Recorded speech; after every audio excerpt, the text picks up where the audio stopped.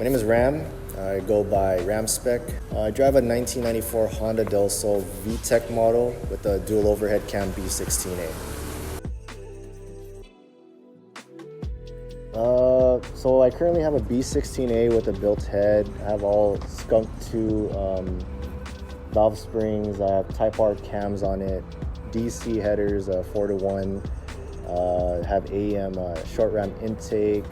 As far as suspension, I have Topico blue shocks with Eibach lowering springs. I also have Enki RPF 1s, 15x8s wrapped in Hankook Optimos. In terms of interior, I have a Brid Lomax bucket seat. I have a hybrid racing short shifter with a Kmart 20 shifter.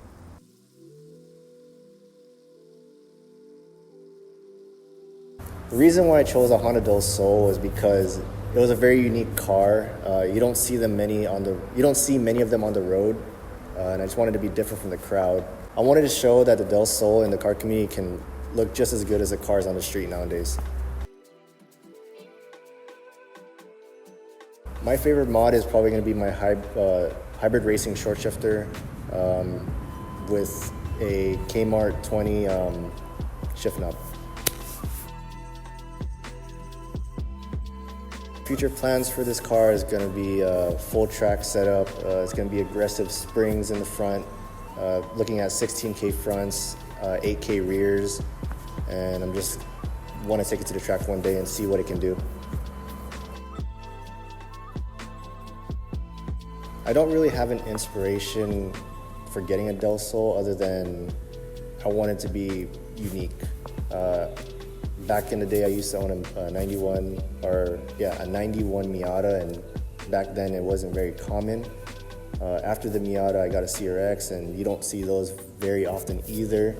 So I guess like the inspiration was to become a black sheep of the car community and just have something different, and that's why I got the Del Sol.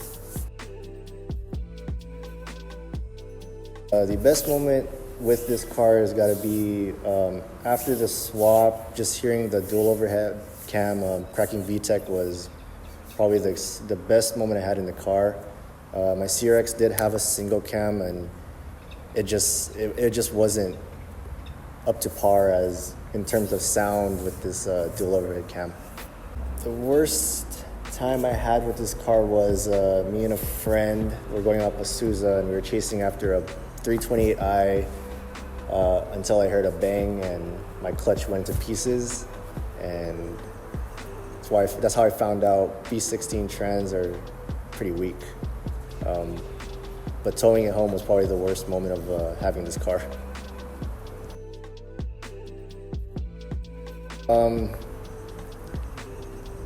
Compared to everybody else, I'm probably the only one, or most likely the only one, who has a 90s car in the team. Other than that, I can say that I've built my car from the ground up in terms of engine and probably suspension, and from the inside of interior, I built it all myself, or put everything on myself at least. But I think it's just more of showing craftsmanship than showing that your car got done by a shop.